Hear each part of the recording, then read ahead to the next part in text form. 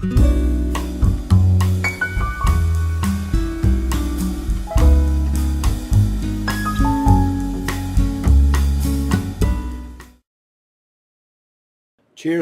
wine community. A nice big glass of iced tea, peach, at the balcony. Welcome to my balcony and to another vinyl and CD update for August. I was hoping to do this yesterday at the balcony, but it was minor storm, class 1 warning. So it wasn't a really nice time to do filming at the balcony. So let's do it today. And oh boy, August was one hell of a month when it comes to records. It rained records all over me, as I said in my previous video from Theologian Market. And I have a lot to show, so it might take a little while. Please bear with me. I'm going to take this as fast as I can. And we're not talking about flea market records here. We're talking also about some really high quality records with really some big artists, really famous records for really nice prices. So sit back, relax, have a nice cup of iced tea and enjoy a whole lot of records. First of all, CDs. Starting off with a double CD pack that I found interesting enough to buy it now. I've seen it a million times, but since I now started to getting interested in Elton John from the 70s, I thought it was a good time to buy this double CD pack from 1990, the very best of Elton John. I think many of you already have it. Now I also have it. In Sundsvall there are a store that usually sells DVD and CDs called Videodrome. And there they also have a bigger stack of records that they're selling for a little overpriced price. But but they have gotten in a very interesting stack of jazz records that I've been showing in my previous updates. Been buying smaller portions of it. Now I decided, when he cut the price of them, I decided to buy a really big stack of these CDs with jazz albums. But not only jazz, I also bought 3 that were in a pop genre. And they are really, really interesting. I was very happy to have them. 2 by Midge Ure from Ultravox. This is 10 from 2008. This is actually an album where he does covers of different songs. Let's see here. Then we have Alfie, we have songs for While I'm Away, My Mind's Eye, Goodbye to Love, Carpenters, Lady Stardust, David Bowie. I'm going to get back to that one later. But I listened to this one, and it's fun as an experiment. It's more acoustic than unusual when it comes to Midge Ure. But it's a great album. Not the best Midge Ure album, definitely not. And I wouldn't like him to do many other albums like this, but this one is fun as an experiment and really great to have. And it's a really great album without that little thing that sticks out, so I'm gonna keep it anyway. But I also found his latest album, Fragile, for only $1 from 2014. I've heard the single Become, and it's really, really great one. This is more Midge Ure as we usually know him, the synthesizer Midge Ure. At least Become is it. And I was really happy to find this one. I also bought this one, This is the latest album by German Sandra, 80s German pop queen, one of the most gorgeous women alive, and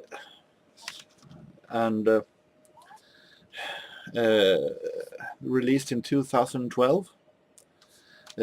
Consisting, and the hit singles are really good. Stay in Touch, the title track of this album, Infinite Kiss, Maybe Tonight, great songs.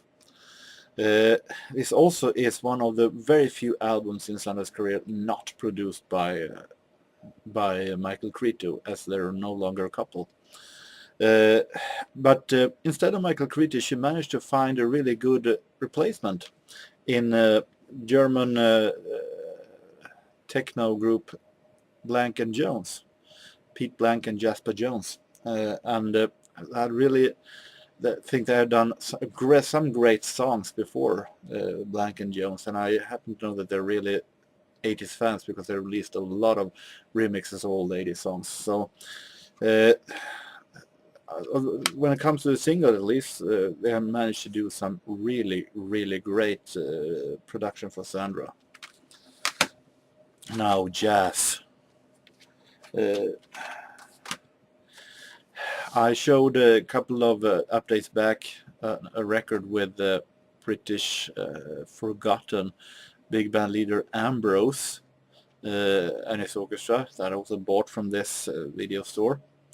And I managed to find a double CD pack, not with just Ambrose, but with two band leaders forgotten from the British leaders, big band leaders from the 30s that are pretty much forgotten. Night on the Town, 30s style, with society bands of Ambrose and Jack Hylton. When I was a kid, I heard some songs with Jack Hylton on Swedish radio, so I have heard about him, but I haven't heard much with him. This is music from the 30s. We're talking really early big bands with a lot of dance ball 1930s style with strings and a really Stone Age version of big band, but it's really fun to have. I really like these kind of earliest form of big band and dance orchestras, so really interesting. How about this triple pack, this little 3 CD box set, complete Helen Forrest with Benny Goodman. I think therefore it's supposed to be all recordings with Helen Forrest and Benny Goodman together. I haven't found any complete information if that is actually the fact. It's released on Collector's Music Choice. This is a Sony release, but it is containing 3 CDs with big band music, Benny Goodman, along with singer Helen Forrest, that I happen to like very much. It's a calm and she has a mature and great jazz voice. Really fun to have. Showed in the previous vinyl update records from the label Chronological Classics that I bought. Very underrated label that releases both some well-known stuff but also a lot of stuff that haven't been totally over-released in every record. And here we have an album with Ziggy Elman and his orchestra. Ziggy Elman was not all that famous. He was pretty much in the shadows of the big ones. This is an album called 1938 to 1939. And it's going to be very interesting. I have one vinyl before with Ziggy Elman, but that's all. So it's very fun to have. And I also showed a while back the album with radio recordings by Don Redman, who by many is considered the father of big band, the man who had one of the first real big bands. These recordings are pretty much like that radio show, later recordings, released on Chronological Classics, 1936 to 39. But Don Redman is a fantastic arranger and big band leader, so it's good also to have these kind of late recordings. But now we're really back in time to early big bands. Another one of the pioneers in the early big band genre, Fletcher Henderson, another one of my favorite big band leaders. Fletcher Henderson and his orchestra, 1927 to 1936, Hocus Pocus. This is released on Bluebird, sub-label to RCA and BMG, that released a lot of jazz. I have a lot of, not a lot of, but some Bluebird recordings on vinyl, and I really like this label. It consists both some well-known stuff, but also a lot of stuff never before released. More early big band, Isham Jones, also a not all that well-known name. This is released on Jazz Oracle, and it contains recordings from 1939 to 1937.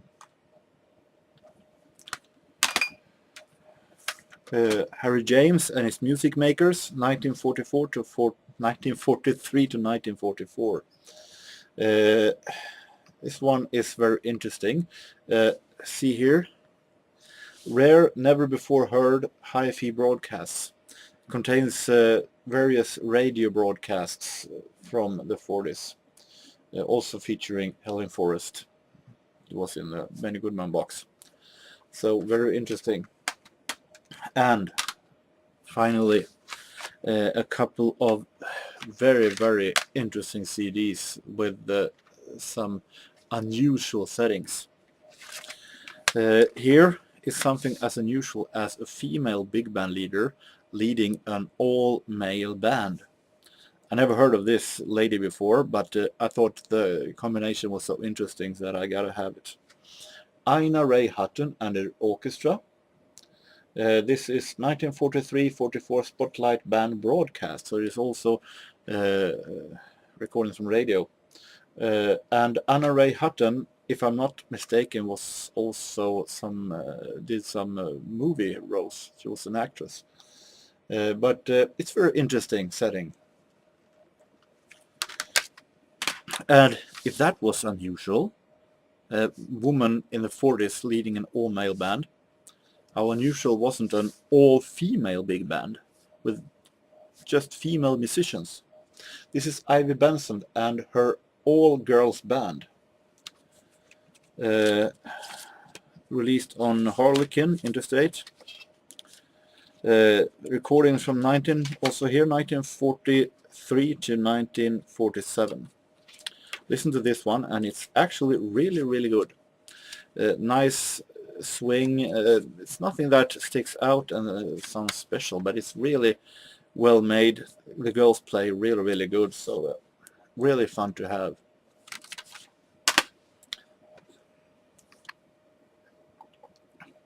Some more ISD before getting into the large stack of vinyls. This one I got for free. It's a collection that is pretty low budget, but it's kind of fun to have. Then how long I will have it, see. Capital Disco Hits, 14 original disco hits by Natalie Cole, Tavares, Reflection, Grand Funk, Silvers, Kim, Barrett, Strong, Tapestry, Nancy Wilson, not Hart, but Nancy Wilson, and so on and so on. Some interesting soul disco funk. A lot of stuff that I didn't have before. This was a complete blind buy for extremely low price. I've seen it before a million times in various flea market record bins, but I thought, why not? It released in 1974, my birth year, so it's nice to take a chance and hear what it is. Bo Donaldson and the Haywoods. They released on ABC. Billy, Don't Be a Hero.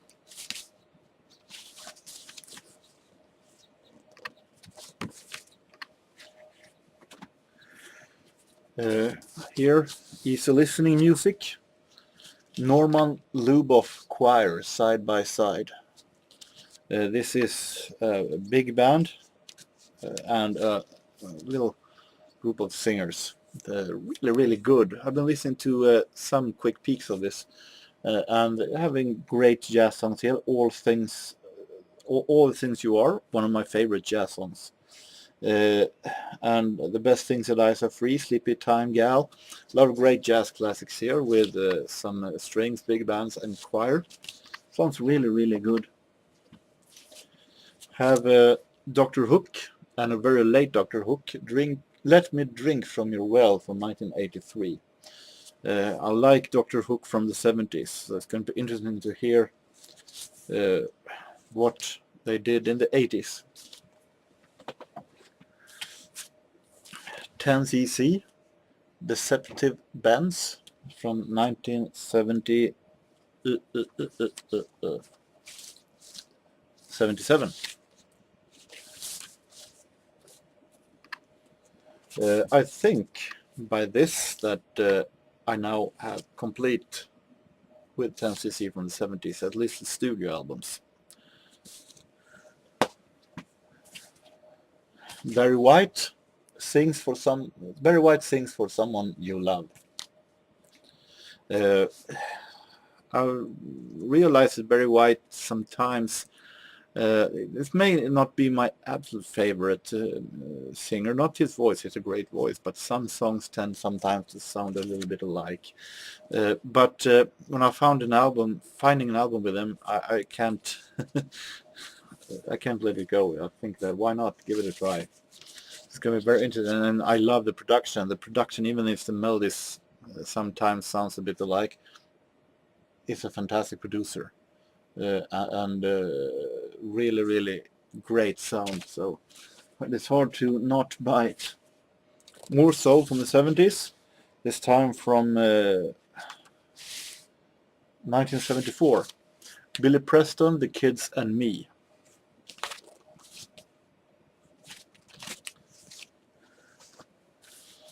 How about some Eagles? Their greatest hits.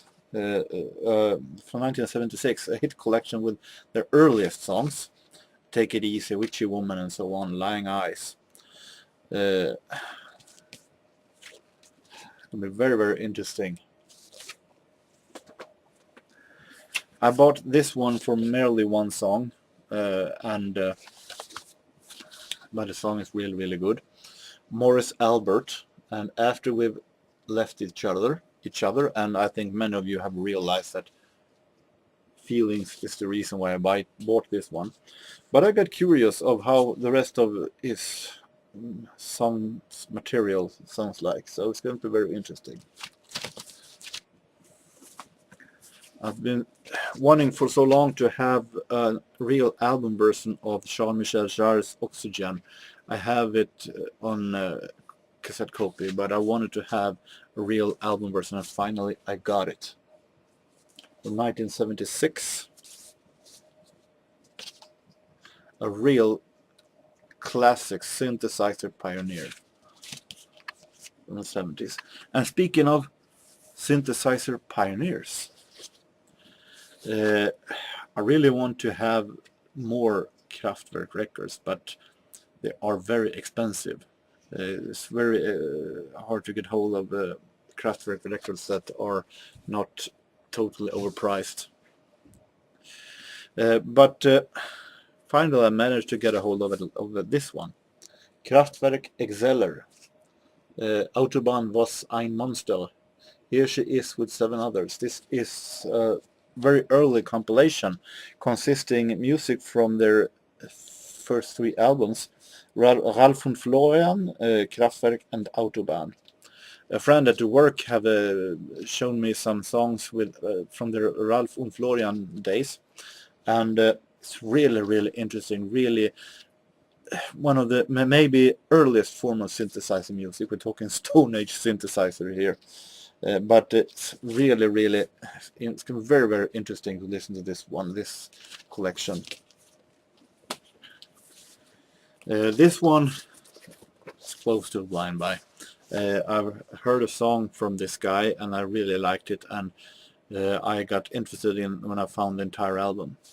By Bobby Caldwell, Cat in the Hat. And I've been listening to this one, so this was a really positive surprise.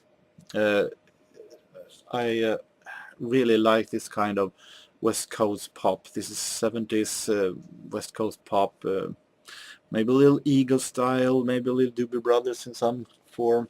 Not the strongest refrains maybe, and lacking of hits maybe, but the songs are really, really good, really relaxing, and this is a highly recommended album.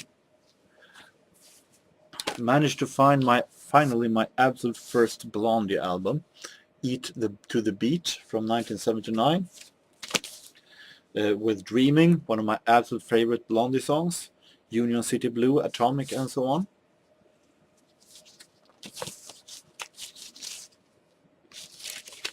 Try Sally's release.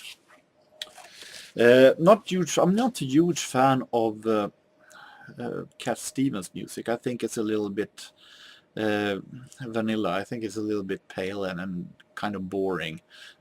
Maybe some songs are also overplayed. But I got interested when I read about this record and found it because it sounds so different when I listened to peaks on it on YouTube. This is Foreigner, an album by Cat Stevens from 1973.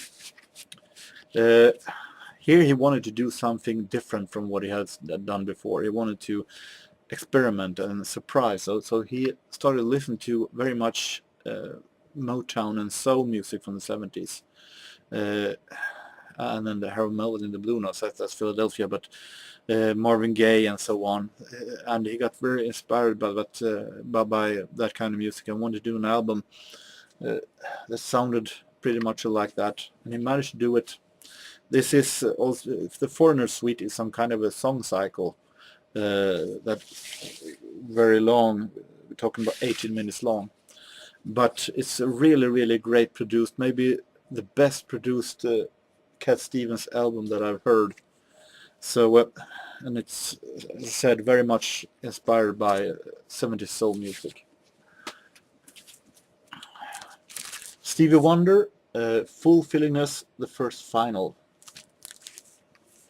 From the 1974 Motown release. This is not, I listened to this one and it's a really good album, a great album, but maybe not Stevie Wonder's best album. I think I'm lacking on some kind of a hit here, but it's a really, really funky and nice produced album, a little middle album from Stevie Wonder, but still a really, really good one. And finally, the crown jewels.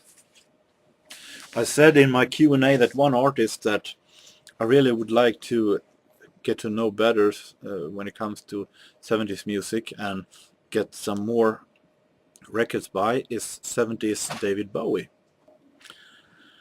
And I was thinking that maybe I could get hold of one or two albums because they're pretty expensive. I couldn't imagine that I would find almost his entire 70s catalog at the same time at 1 month.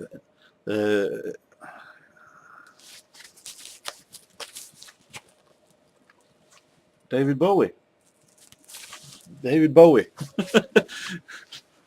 Was I surprised when I found this one? Diamond Dogs. It's 1974. I'm not saying the year because many of you know these ones in and out. Haven't been able to listen to that one yet. Young Americans.